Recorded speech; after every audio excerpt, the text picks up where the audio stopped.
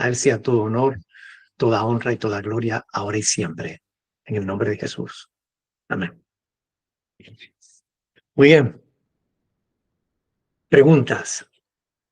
¿Hay algo que no hayan entendido de lo que hemos estudiado hoy? ¿Yoli?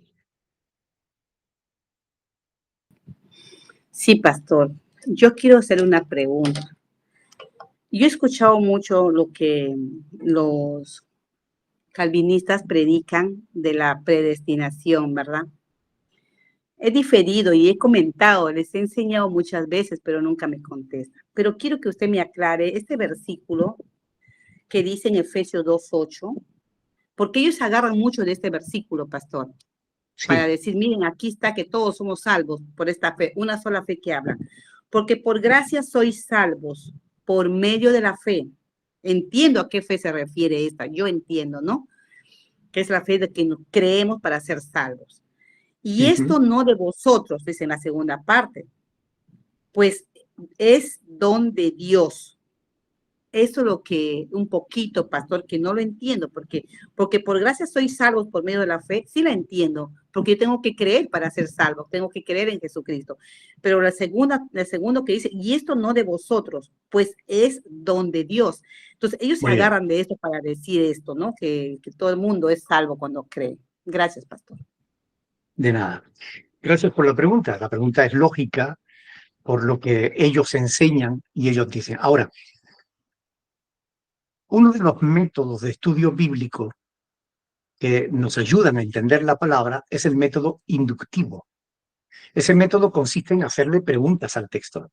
¿Quién, qué, dónde, cuándo, por qué, para qué, qué me enseña esto, etcétera, ¿no? La pregunta que le tenemos que hacer a este pasaje para entenderlo es ¿de qué está hablando el apóstol Pablo en este versículo? ¿Cuál es el tema que está tratando? Salvos por gracia, pastor, que somos salvos por gracia, por el Es decir, regalo está hablando de la salvación. de la salvación, sí. Ese es el tema. ¿Estás de acuerdo o no? Sí, pastor, está hablando de la El salvación. tema es la salvación. El tema no es la fe. El tema es la salvación. Y es importante entender esto, porque por gracia soy ¿qué? Salvos. Está hablando de eso, la salvación. Por gracia soy salvos. Por medio de la fe. La fe es el medio para alcanzar la salvación. El tema no es la fe, el tema es la salvación. La fe es el medio para alcanzar la salvación. ¿Ok? Por tanto, como el tema es la salvación, dice, esto no es de vosotros, sino un don de Dios. ¿Cuál es el don de Dios? La salvación. Por un don es una gracia. Por gracia sois salvos. Ese es el don, la salvación. ¿Ok? El don no es la fe. Como explicaba, la fe es una demanda que Dios hace al ser humano que quiere salvarse. Lo que nos está diciendo aquí el apóstol Pablo es que realmente quien quiera salvarse tiene que creer, ¿ok? Pero el tema es la salvación, no es la fe. La fe es el medio para conseguir la salvación. Ahora, vamos a leer este mismo pasaje en otras versiones bíblicas. A ver cómo lo han, porque esta es la versión Reina Valera del 60. Vamos a ver, por ejemplo, la traducción en lenguaje actual. Por poner un ejemplo. Dice, ustedes han sido salvados porque aceptaron el amor de Dios. Ninguno de ustedes se ganó la salvación, sino que Dios se la regaló. ¿Lo entiende mejor así? Es decir, el regalo, la gracia es la salvación. ¿Lo entiendes o no? Eso lo entiendo, pastor. Y la Bueno, fe que tenemos que creer para ser salvos. Sí, pero la fe es una demanda de Dios, no es un regalo que Dios te da. La fe es lo que Dios te demanda si tú quieres la salvación. Amén. Sí, Porque eso lo somos, entiendo. Por gracia somos salvos por medio de la fe. Es decir, creyendo en Dios, obtenemos la salvación. Pero fíjate que la traducción en lenguaje actual lo deja clarísimo, ¿no? Cuando dice, ustedes han sido salvados porque aceptaron el amor de Dios. Es decir, la salvación es una gracia, se nos da. Ninguno de ustedes la ganó, se ganó la salvación, ninguno, sino que Dios se la regaló. ¿Qué es lo que nos ha regalado Dios? La salvación. No la fe, como dicen los calvinistas. Los calvinistas dicen, ve, la fe es un regalo. No, no, no, no. Eso no es lo que está diciendo Pablo. Pablo está diciendo que la salvación es un regalo. La fe es que si tú quieres la salvación, tienes que depositar fe en el Señor.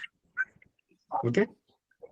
Ahora, sí, pastor, ahora sí, porque y esto no de vosotros, está hablando no de la salvación, está hablando del regalo. Sí, ahora sí entiendo. No entiendo. podemos conseguir por nosotros mismos. Sí, sí, sí. Y esto no de vosotros, que dice que la salvación no es de nosotros. Claro. No, es un don. Es un regalo de Dios. Claro, Pastor, es un don de Dios. Claro, es un don de... Este es un versículo, mire, cómo me deja claro cuando ahorita que gracias a Dios me abre el entendimiento, porque la palabra de Dios dice en Lucas, el último capítulo, que Jesús abrió el entendimiento de los discípulos para que comprendiesen las escrituras. Las escrituras, ¿no, pastor? Miren, se cumple esto.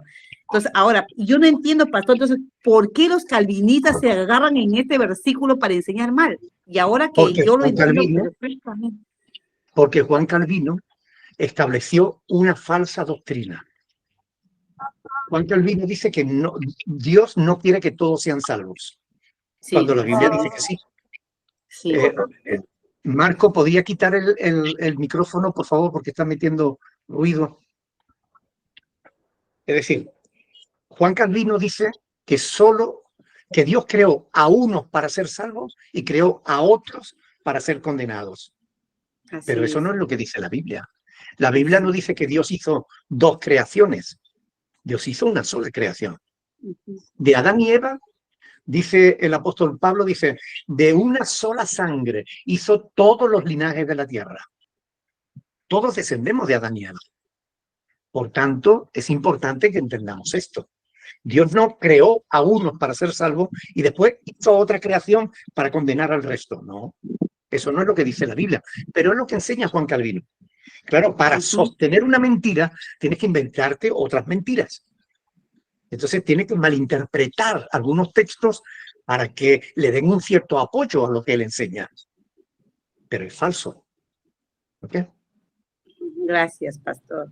Una última pregunta de mi parte, pastor. ¿Adán y Eva serán salvos, pastor? Nosotros no podemos saber ese tipo de cosas. La Biblia no lo dice. Sí. Nosotros no debemos pensar más allá de lo que está escrito. Gracias, pastor. De nada. ¿Johanny? No se te oye. Pastor, me quedó una duda con relación... Yo sé que nosotros no podemos atar al hombre fuerte, definitivamente, y lo estamos estudiando en Apocalipsis, que es el ángel en Apocalipsis 20 que hemos estudiado, ¿no? Pero en el libro de Marcos, a mí no me queda claro esta parte, porque es como que si fuera un versículo que no lo hallo dentro del contexto. ¿Por qué? Porque acá el Señor habla sobre la blasfemia contra el Espíritu Santo, porque lo estaban acusando que Cristo echaba demonios por Beelzebú. Pero en el ¿de qué texto estás hablando? ¿Ah? ¿De qué texto estás hablando? Marcos capítulo 3, versículo del 24 puede ser, pero específicamente el 27, en donde dice, ninguno puede entrar a la casa de un hombre fuerte y saquear sus bienes si antes no le ata, y entonces podrá saquear sus bienes. ¿Por qué el Señor se refiere a atar al hombre fuerte dentro de este contexto, si están hablando que él no echa, que él decía que él no echaba al diablo por Beelzebú, sino por el Espíritu? Precisamente porque lo estaban acusando de eso, de que él estaba fuera de los demonios por el poder del diablo. Entonces Jesús dice, Si una casa está dividida entre sí, no va a permanecer. Si el diablo lucha contra el diablo, no va a permanecer. Además, si ustedes me acusan a mí de echar fuera demonios por el poder del diablo, ¿por quién lo echan vuestros hijos? Entonces, Cristo está redarguyendo a los fariseos que le estaban acusando de esto. Y él da una metáfora para que entiendan. Nadie puede saquear a un hombre fuerte si primero no le ata. Eso es una metáfora que él está diciendo. Es decir, él está anunciando que el diablo va a ser atado. Pero lo importante es que ahí no está diciendo que nosotros le tengamos que atar. No. Ahí no dice que los cristianos tengan que atar al diablo. Dice que el diablo va a ser atado. Ahora, si buscamos en la Biblia quién va a atar al diablo, vamos a Apocalipsis 20. Apocalipsis capítulo 20, y ahí se nos dice quién. Un ángel que descenderá del cielo con una cadena en la mano. Él será quien ate al diablo. Eso tiene sentido. Cuadra con lo que la palabra de Dios revela. Ahora, si tomamos esa doctrina tal y como la enseñan los pentecostales, que dice que tú tienes poder para echar fuera al diablo y tú puedes atar al diablo te ato en el nombre de Jesús y no sé qué. Hay que hacerle preguntas a eso. ¿Cuántas veces han atado al diablo? ¿Y qué pasa? Que después logra soltarse, que lo atan con lana, o lo atan con una cadena tan larga, que el diablo sigue haciendo de las suyas. Oiga, no. O sea, eso no tiene sentido, no cuadra con la interpretación de la palabra de Dios, con el contexto general de las Escrituras. Ahora, cuando conocemos bien la palabra, sabemos que un texto por sí solo no puede hacer una doctrina. ¿Ok? Pero cuando ese texto está respaldado por otros textos, vamos a Daniel, vamos a Ezequiel, vamos a Zacarías, vamos a Apocalipsis, y vemos todos esos textos que concuerdan perfectamente, ahí sí hay una doctrina de verdad.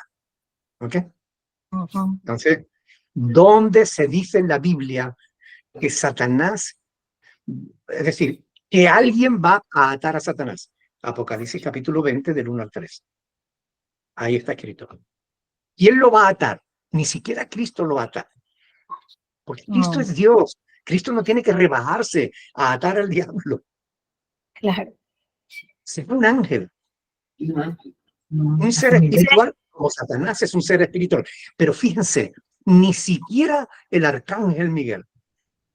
Porque Satanás es un querubín. El arcángel es superior a un querubín. Por eso Miguel, cuando lucha contra Satanás, Miguel vence a Satanás. Claro. Pero ni siquiera Miguel, el arcángel Miguel, va a atar a Satanás. La va a atar un ángel. Es decir, un ser espiritual de los de rango inferior.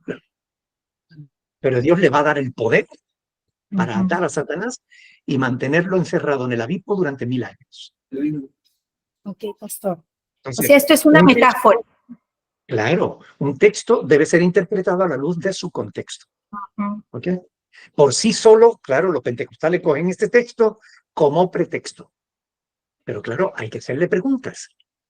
Si podemos atar a Satanás, ¿por cuánto tiempo se queda atado? Porque si ahora mismo hay un pentecostal en Estados Unidos y otro en Marruecos que están atando al diablo, oiga, escúchenme. En primer lugar, el diablo no es omnipresente. Si está en Estados Unidos, no puede estar en Marruecos. Y sin embargo, nosotros tratamos al diablo como si fuera un semidios, y no lo es. Es un ser que está limitado al tiempo y el espacio. Dios no. Dios puede estar en todos lados. Su poder es infinito. El del diablo no. De hecho, un ángel lo va a atar, lo va a encadenar y lo va a encerrar por 1000 años. Por tanto, es muy importante que interpretemos siempre la Escritura teniendo en cuenta el contexto, sea inmediato como el contexto remoto. En el contexto inmediato, ahí vemos que Cristo está hablando con los fariseos, no está hablando con sus discípulos, diciéndoles, ustedes tienen poder yo les doy poder para atar al diablo. No. No le estás diciendo eso. Ujú. Le está diciendo que nadie puede atar al hombre fuerte, o sea, nadie puede saquear al hombre fuerte si primero no le ata. Ujú. ¿Ok? Es decir, el hombre fuerte, Satanás, va a ser atado. Pero ¿quién Bien. lo ata? Un ángel. Ujú. Ya, ¿Ok? pastor. Muy bien. Me quedó claro. Gracias. Fantástico. Ana María. Buenas noches, pastor. No sí que solamente los pentecostales hablan este tema, porque en la iglesia que yo estuve anterior hacían exactamente lo mismo y la pastora no decía absolutamente nada hasta que un día yo le digo a ella, le pregunto, ¿y qué nata al hombre fuerte?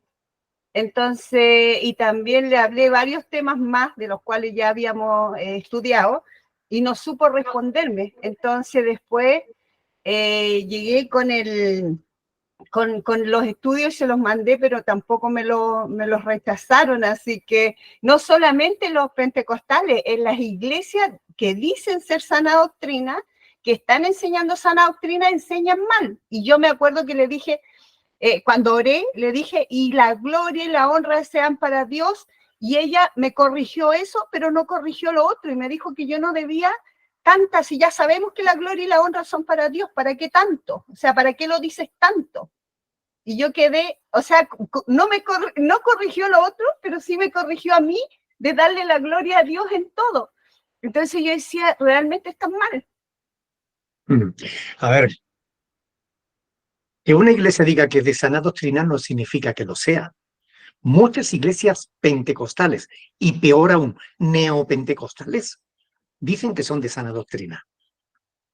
Pero si enseñan ese tipo de cosas, es evidente que no están enseñando la verdad. ¿Ok? Ahora, cuando nosotros estamos estudiando el Apocalipsis y estamos viendo que el trono de Dios está continuamente rodeado por 4 seres vivientes, 24 ancianos que están continuamente alabando y glorificando a Dios. ¿Por qué no vamos nosotros a glorificar a Dios? Y sabemos que Dios es glorificado, sí, pero yo seguiré dándole gloria a Dios toda mi vida. Y cuando llegue al Amén, cielo, seguiré pastor. haciéndolo. Sí, amén, pastor. Lo otro es que uno ahí se pregunta, yo me preguntaba, o ella realmente estudió la Biblia, o realmente es mentirosa, o realmente no conoce la Biblia. Entonces uno se queda, y después pedía perdón a Dios por pensar eso de una sierva del Señor, pero yo decía, pero Señor, yo veo que está todo incorrecto. Entonces le pedía perdón yo al Señor por pensar así de ella, y por si me estaba equivocando yo, pero yo veía las enseñanzas que usted mandaba y yo decía, chuta, o sea, creo que no estoy tan mal, no estoy mal. Desgraciadamente, hay muchos púlpitos ocupados por personas que están enseñando cuando lo que deberían de hacer es estar aprendiendo. Y como dice ahora, bueno, ahora esa iglesia realmente se han salido 2 familias más, ya se ha ido toda, la familia se destruyó, la iglesia está destruida. Igual es una pena, da pena porque el Señor va a sacar, como dicen las tinieblas, van a salir, entonces se va a destruir lo que no es de Dios. Claro. Muy bien. Más preguntas. Aprovechen que son gratis. Marco. Oscar, buenas noches, le habla Guadalupe. Ah, Lupita, ¿qué tal? Pastor, si bien es cierto, cuando nosotros tenemos el don de fe para aceptar la salvación y cuando ya somos cristianos tenemos el fruto de la fe, ¿verdad? Bueno, para Ajá, salvación no necesitamos el don de la fe. Para ya, salvación, la fe que necesitamos para salvación es una fe que Dios nos exige. Nos exige creer el Evangelio. Es un requisito. Cuando el eunuco quiso bautizarse, le dijo a Felipe, ¿a qué agua? ¿Qué impide que yo sea bautizado? Felipe le dijo, si crees de todo corazón, bien puedes. Es decir, el bautismo sabemos que es el testimonio de nuestra identificación con Cristo en su muerte y en su resurrección. Es decir, por medio del bautismo damos testimonio de que hemos nacido de nuevo, de que hemos creído en Cristo, en el Evangelio. Pero ¿cuál es el requisito? Creer de todo corazón. Y eso es algo que Dios nos exige. No es un don que tengamos que esperar de Dios. Ay, ya, pastor. Pastor, cuando nosotros ya somos cristianos, yo tengo bastante confianza en el Señor, pero por mi casa hay muchas cosas que pasan y a mí me dicen, ay, cuidado que te hagan daño, brujerías, hechicerías, cosas así hasta en la familia, ¿no? Y yo siempre, bueno, he estado atacada por mi salud, por el dolor de cabeza, pero yo siempre oro y le pido al Señor, hasta le pido perdón porque a veces yo decía, ay, ¿qué? ¿Cómo me puede caer algo a mí? Decía yo, pero si yo sé que no, si soy tu hija, decía yo. Y ese es porque he estado dudando y yo quería que usted me aconsejara. Muy bien. La Biblia dice que el ángel del Señor acampa alrededor de los que le temen y los defiende. La pregunta que tengo que hacerte es, ¿tú crees eso? Sí, lo creo, pastor. Entonces no tienes nada que temer. No hay nadie que te pueda hacer frente. Y quiero explicar esto de una manera clara, ¿no? En el mundo espiritual hay una jerarquía de poder. Y el puesto más alto, la jerarquía más alta de poder, la tiene un espíritu que se llama Espíritu Santo de Dios. Cualquier otro espíritu, desde el mismo Satanás hasta el último diablillo, todos los espíritus están sometidos a la voluntad de Dios. Ninguno puede hacerle frente a Dios. Entonces, si el Espíritu de Dios, el Espíritu Santo, está en tu vida, ¿tendrías tú que tener miedo a lo que otros espíritus pudieran hacer? Es más, déjame decirte, el 90% de la brujería es pura mentira. El 90% de la brujería es sola palabrería. Y el 10% que de verdad es brujería y que está relacionado con el tema de los demonios, no se puede hacer absolutamente nada. Ahora, siempre que, y este es el condicionante, siempre que nosotros estemos sometidos a Dios. Y esa es la clave. Yo he leído cientos de libros sobre guerra espiritual, cientos. O sea, cerca de 300 libros solo de ese tema. Y todos los libros me los podía haber ahorrado. Leyendo las Sagradas Escrituras un día en oración, me topé con un texto que es el mejor manual de guerra espiritual que haya podido leer en mi vida. 300 libros no me enseñaron lo que me enseñó Santiago capítulo 4, versículo 7. Someteos pues a Dios, resistid al diablo y huirá de vosotros. Es decir, si yo vivo sometido a Dios y resisto la tentación, no hay nada que el diablo pueda hacer. Por tanto, debes depositar fe y confianza en que Dios te guarda, en que Dios te cuida, en que Dios te protege. Dios levanta una muralla espiritual de protección alrededor de sus hijos y los defiende. ¿Ok? Pastor, muchísimas gracias. De nada, mi hermana. No tengas nunca miedo. En una ocasión, les cuento este testimonio para que entiendan, ¿no?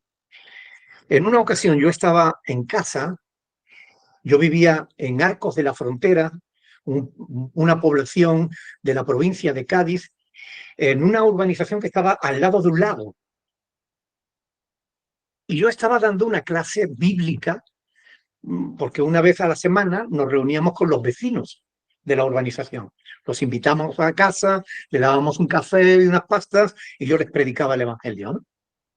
Y estábamos, pues, no sé, habría 20 personas allí todos alrededor en el salón sentados, y yo estaba con la Biblia en la mano explicando un pasaje bíblico. Y como siempre manteníamos la puerta abierta porque la gente iban entrando, tal como llegaban, iban entrando y se iban sentando, había un hombre en esa urbanización que le llamaban el loco. El loco era un joven de unos 30 y tantos años, enganchado en la heroína desde hacía muchos años, y realmente tú lo mirabas y parecía un loco. O sea, era eso. Imagínate un endemoniado gadareno. Pues igual, ¿no? Y ese hombre, estaba yo predicando el evangelio allí a las personas que estaban reunidas en mi casa, entró con una foto de Fray Leopoldo, que es un monje, o sea, un fraile con barba blanca y tal. Entró y que todos los que estaban allí se asustaron, porque entró con la foto y empezó a mostrársela a todos. Es el Dios en quien hay que creer. Y claro, todos se asustaron y tal. Y yo me dirigí con mucha tranquilidad, me dirigí a él y le dije, siéntate, guarda silencio, guárdate esa foto, no te muevas ni digas nada hasta que no terminemos la reunión. Y se sentó, se metió la foto debajo de la blusa y se quedó así, quieto, en silencio, mirando al suelo. Todo el tiempo que duró la reunión, la gente lo miraba extrañado, como diciendo, ¿qué está pasando aquí, no? Bueno, yo termino la reunión y le digo a todos, bueno, pues los despido y demás, y le dije a Montaña, saca a los niños a pasear. Y él seguía en la misma posición, mirando el suelo con la foto de Fray Leopoldo metida en la blusa. Y cuando todos salieron, le dije, pasa a mi despacho. Me lo llevé a mi oficina y le dije, siéntate ahí. Se sentó, me miró con unos ojos que se le pusieron amarillos de pronto y me dio un golpe en la mesa y me dijo, tú sabes que yo te puedo matar. Así, de una manera que en otro momento me hubieran puesto los pelos de punta. Pero en ese momento yo no sé por qué la bondad de Dios que me guardó, que me dio sabiduría para responderle. Le dije, tú no puedes hacer absolutamente nada contra mi vida. Bueno, ahora ver, y salió corriendo, disparado. Él vivía en el bloque de al lado. Y vino, tardó menos de 2 minutos en volver. Y me puso un libro sobre la mesa, dio un golpe, un libro sobre vudú. Yo cogí el libro y lo tiré a la papelera. Le dije, mira, vamos a ver, déjame que te explique esto. Tú no puedes hacerme absolutamente nada. ¿Cómo que no? Le digo, y le expliqué esto mismo que te acabo de decir. En el mundo espiritual hay un espíritu que es el Todopoderoso y está conmigo, está en mi vida. Y se me quedó así todo extrañado y me dice, tú sabes mucho. Se quedó. Digo, mira, tú te vas a marchar de esta casa. Nunca más vas a volver a entrar aquí de la manera que lo has hecho hoy. El día en que tú vuelvas a pisar esta casa será para pedir perdón por tus pecados, para confesarlos y dar testimonio de tu fe en Jesús. Si no, tienes prohibida la entrada en esta casa y tienes prohibido molestar a cualquiera de las personas que había aquí. Cogió, agachó la cabeza y se marchó. En pocos días, ese hombre mató a su hermano. O sea, era realmente una persona endemoniada. Pero aunque me amenazó de muerte, él no podía hacer nada contra mí. Porque realmente el espíritu que está con nosotros es mayor que el que está con ellos.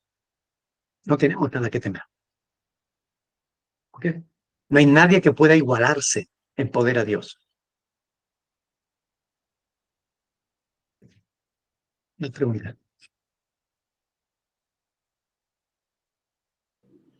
Pastor, la Biblia dice, si Dios por nosotros, ¿quién contra nosotros?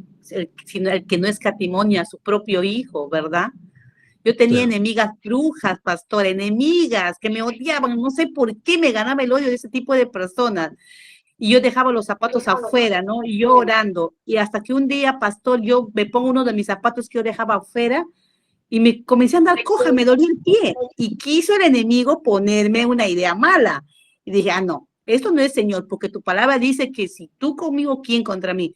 Al tercer día, creo que al segundo día se me fue el dolor hasta el día de hoy. Y esas personas, pastor, que eran mis enemigas que me odiaban, me pidieron perdón de la nada. Me encontraron un día, Yoli, ¿podemos hablar? Sí. Tú no nos has hecho nada. Yo nunca les hice nada, les dije. Entonces ya estamos viejas para estar en eso.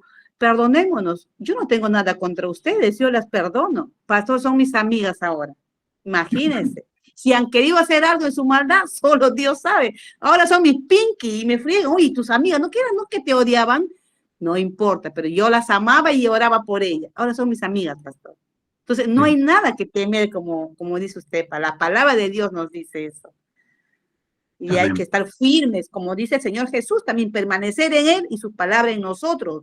Nos agarramos de Él, entonces no debemos estar como las ondas del mar, para acá, para allá, pues, ¿no? Hermosa la palabra, ¿no? Que podemos acudir a ella en busca de respuestas. ¿Les preguntas? Bueno, si no hay preguntas, lo dejamos aquí hasta la próxima semana. La próxima semana, a lo largo de la semana, yo hablaré contigo, Johanny, porque no sé si voy a poder estar la próxima semana, porque viajo para conocer a nuestra nieta que está recién nacida, y de sábado a sábado.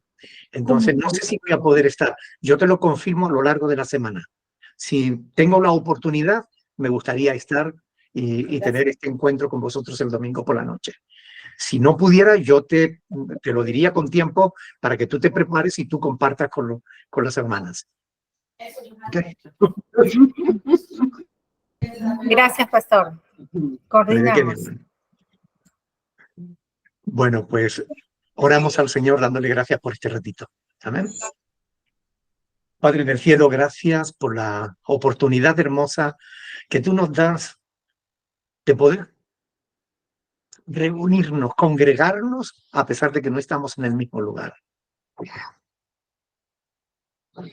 Gracias, Señor, por estos medios técnicos que nos permiten poder compartir un tiempo de oración, de reflexión de tu palabra. Señor, gracias. Bendice tu iglesia en Lima, Perú, Señor. Bendice tu iglesia ahí. Quiero rogarte en el nombre de Jesús que bendiga a mis hermanos, que les des el valor, la fe, la fuerza necesaria para hacer luz en medio de la oscuridad. Ayúdalos para compartir su fe con otras personas, conforme a tu voluntad. Y Señor, dejamos en tu mano que tú añadas cada día a la iglesia a los que han de ser salvos. Nosotros, permítenos crecer en fe cada día. Permítenos aumentar nuestra fe, Señor. Aumenta nuestra fe. Te lo rogamos en el nombre de Jesús, para tu gloria, para tu honra. Amén. Amén, pastor. Amén. Amén. Familia, Dios les bendiga muchísimo. Bendiciones. Gracias, pastor. Bendiciones, doctor. Muchas gracias. Muchas gracias, hermana. Bendición. Dios les bendiga. Un abrazo desde aquí de Concepción. Dios les bendiga. Chao, Lupita. Chao, Chao. Ana María. Bendiciones. Johanny, nos vemos hasta el próximo domingo. Buenas noches, pastor. Buenas noches, hermanas, hermanos. Chao, bendición. Gócele a sus nietas, pastor, cuando nacen. Ay, Gócele a sus pastor, nietas. Llegue bien, necesita, pastor. Los nietos son Sí. hermosos. Sí, bendiciones, Sí, que lo son. pastor. Está mejor Briana, ¿cierto? Perdón, sí, Briana. Sí, está mejor. ¿Está bien? Está mejor, gracias a Dios. Ya está en casa con la mamá, así que gracias a Dios está todo bien. Todo bien.